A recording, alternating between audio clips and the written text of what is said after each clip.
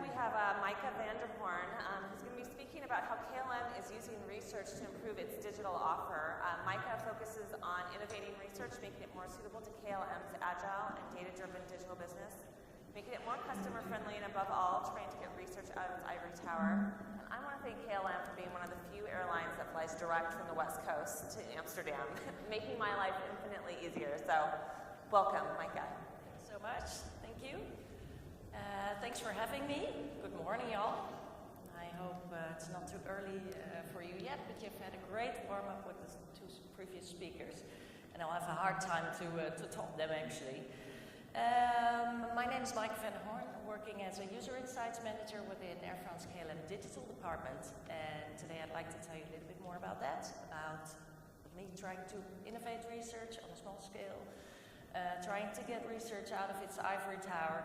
And there's actually no better place to do that than at KLM Digital Department. KLM is in a huge shift in mindset, also in operations-wide. The world is changing. We have 28 million passengers, international, who have ever-growing expectations of what it means to be customer-centric, of what it means to be going out of their way for them. It also means that research at KLM is changing. And that's something I'd like to tell you something about today. And I won't give you any big visions.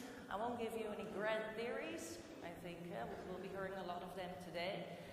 I do want to tell you something and show you on a very concrete level what we're doing at KLM Digital to really understand our customers and to use that on a day-to-day basis.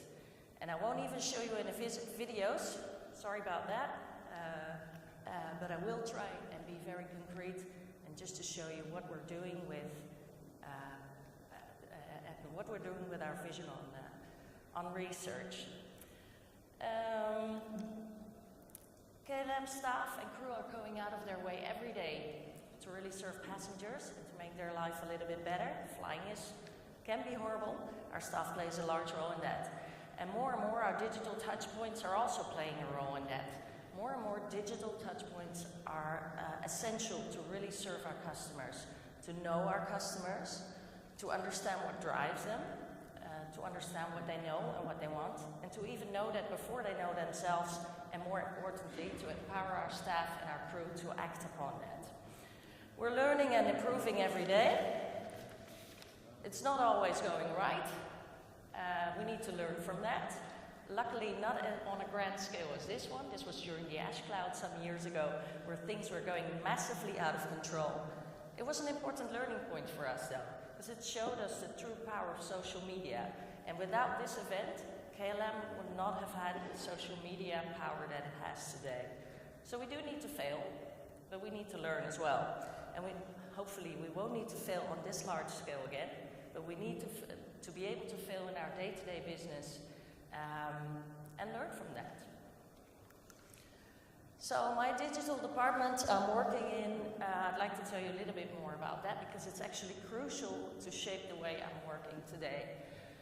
The digital department is responsible for the KLM website, KLM app, innovating on concepts, thinking up new ideas, and actually building them together with our IT department. The way they do this is important for me as a researcher to have the right impact. It changes my role, it changes my tools. And it's important to know the mindset of the digital department of KLM. Their motto basically is experiment and fail fast, trial and error. At times, I remember not so long ago, I would go out and do research for 3 months, do a big qual study internationally, do a big quant study internationally. 3 months later, we'd have all the data. I'd go out and write a report 4 weeks long, and then do a big presentation for the team. Those days are long gone, and the team doesn't have the luxury anymore to build 6 months on a specific feature and then go out and present the finished product to our customers. That's not the world of today. My world today is working in a business where we have 2-week sprints, work in an agile way. 2 weeks to go from an idea or concept to an actual live product that can be tested. All based on the fundamental thought of trial and error. Try out things, build things, try them out fast, learn, try again, and hopefully succeed that time.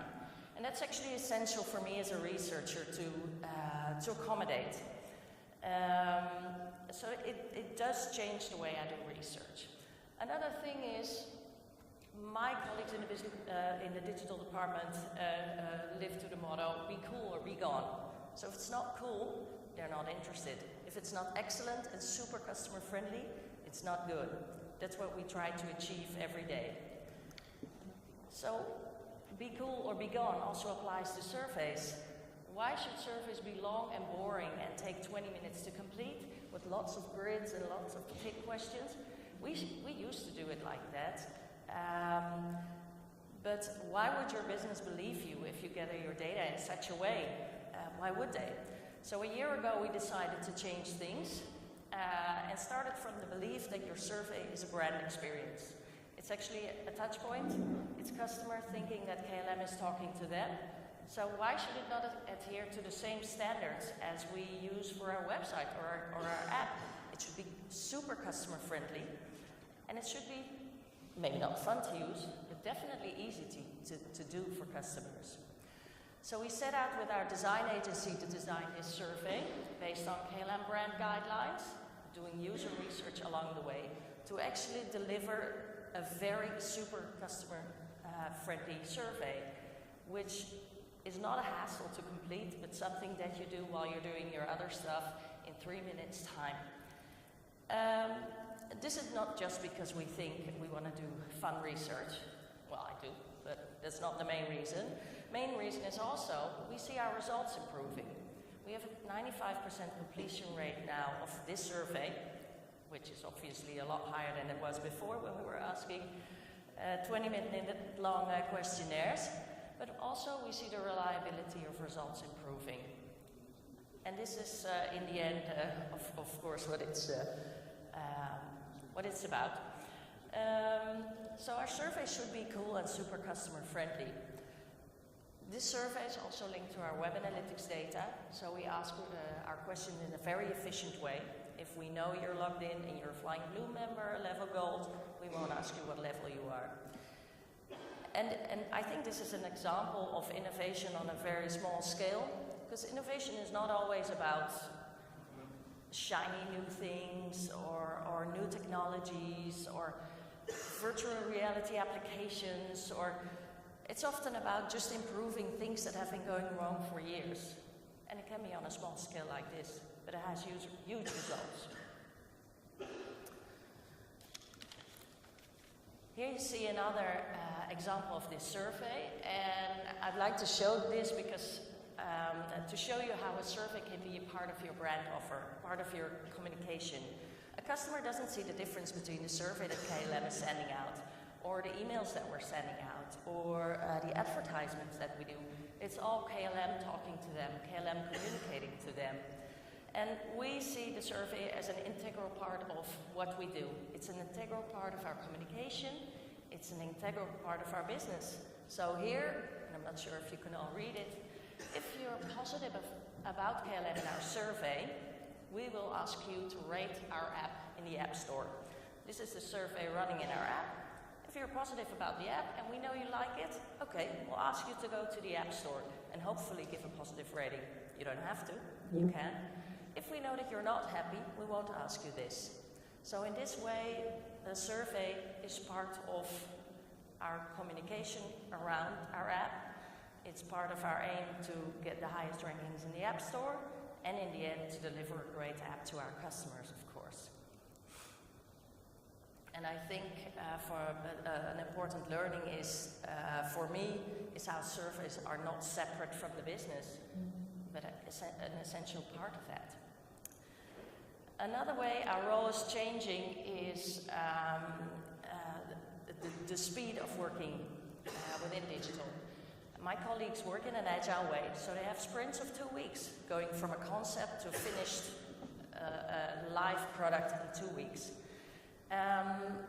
The principle of trial and error is that we need to facilitate that we measure that, and A/B testing is a great way to do that. So 2-week sprint, starting off with a rough idea, ending up with a live feature in beta perhaps, or even more finished, doing an A/B test to see if it works. So in this way we enable the business to try out things without massive extensive studies beforehand, try out things, new features in the app, new features on the website, and then test them out in a real life situation, and I think that's crucial, to see if they work. So an A/B test is one of our important tools, and it'll teach you a lot. But what it won't teach you is why your project, why your idea failed, or why your feature failed. And that's where I think researchers can play an important role. What we do with our A/B tests at KLM Digital is we apply a survey to them. So we run a survey within the A/B test, asking people about their experience and asking them some more information.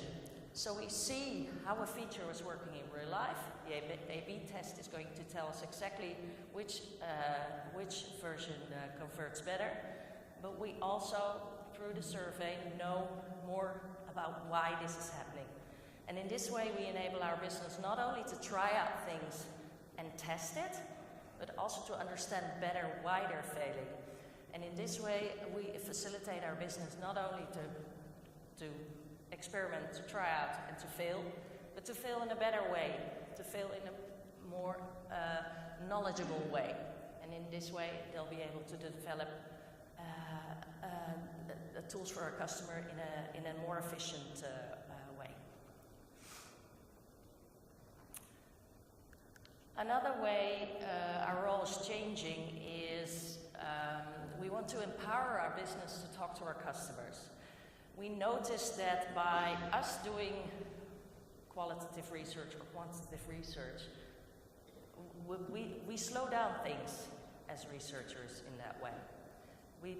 By doing research, we add a step to the process, and we believe that if we connect our business directly to our customers, things will go faster and results will have more impact. So what we did, we developed an online platform, community-type platform, KLM branded, where we enable our business to talk to customers directly. So no moderators, no researchers there.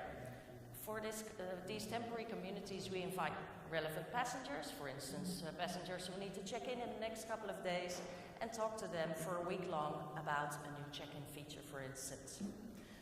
And this was scary for me, because I'm a researcher and I believe I have certain skills and certain techniques to be able to extract the right information from our customers.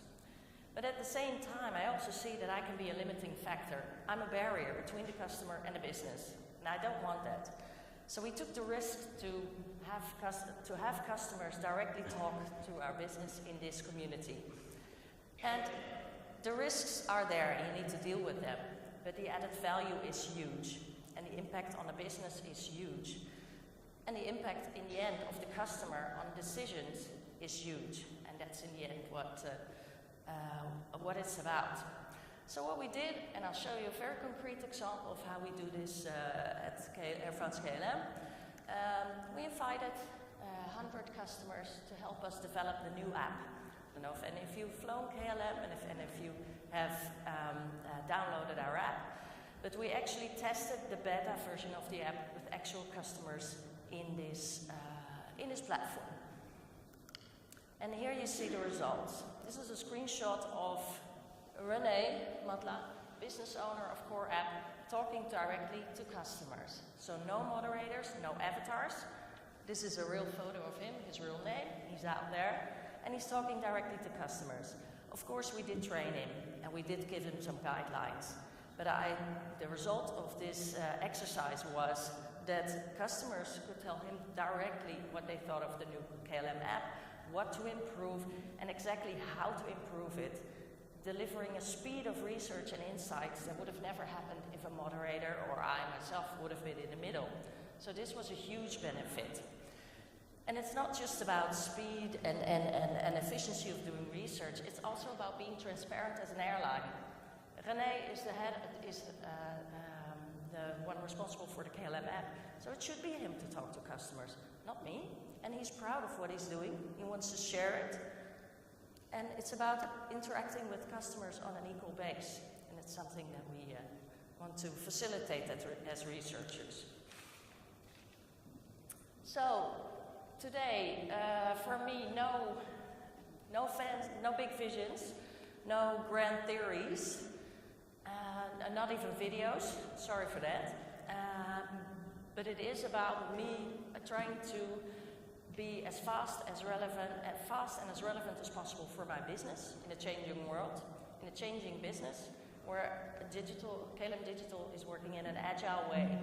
Also showing you what that means for me on a day-to-day basis and what it means for my tools and what it means for my role as a researcher. And it's also about believing that doing research is an integral part of your business, not something that's beside. So I think it's important to show you how your survey can be a huge opportunity to deliver on your brand experience. So to pay more attention to design, to really take the user experience of our research tools seriously, something I really strongly believe in. I think I have 12 seconds to go. I think working in an agile way is really shaping our industry in the future. And I hope I've given you some examples of that today. We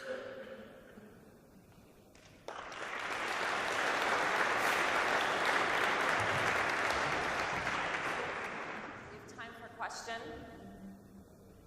Question, Jeff.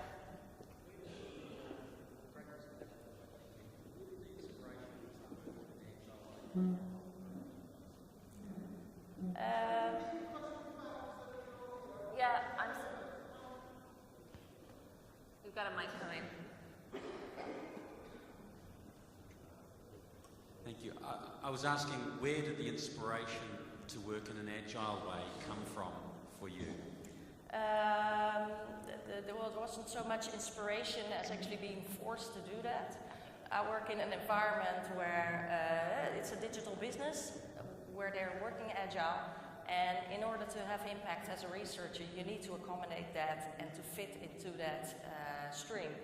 So I guess it wasn't so much inspiration as trying to be as fast, as relevant as possible as a researcher. Any other questions? Oh, sorry, right here. Thank you, and thanks for the honesty about describing being forced to be agile. I think, no, seriously, I appreciate the honesty. One question now, though, everyone, it's a little. Everywhere we go, we hear hearing about agile speed. Do it yesterday, tomorrow can, it's kind of permeating everything. It's a given. We're all dealing with it in our own different ways. Can you think of any examples within KLM when doing it slower would have been the better thing to do? And maybe while you're thinking, there's the example of the Sony Walkman, and I'm not sure whether this is real or not because people look for the evidence. A long time ago. Yeah, I'm that young. But was that when people first saw it, they said, I have no use for that. It wouldn't fit into my world. And so actually, the argument is the research should have been done slower. So that people got an idea of why I would use music on the move, and then the research by being done slower would have been better. Are there examples like that when actually, okay, we want the information quicker, but is it necessarily going to be better? Well, I think it's often a trade-off. I do believe in the benefit of trying out things in real life, building new feature and just putting it on your website and see how they're being used, to be more beneficial than thinking for months and then finishing the full product and then delivering it to customers. But I can see the point of slowing down just a little bit. For instance, adding a survey to an A/B test. This will delay things maybe by 1 or 2 days. I think that's very doable, but delivering a huge amount of added value. So in that sense, yes, I can see slowing down sometimes is beneficial. Great. Thank you so much. Thanks.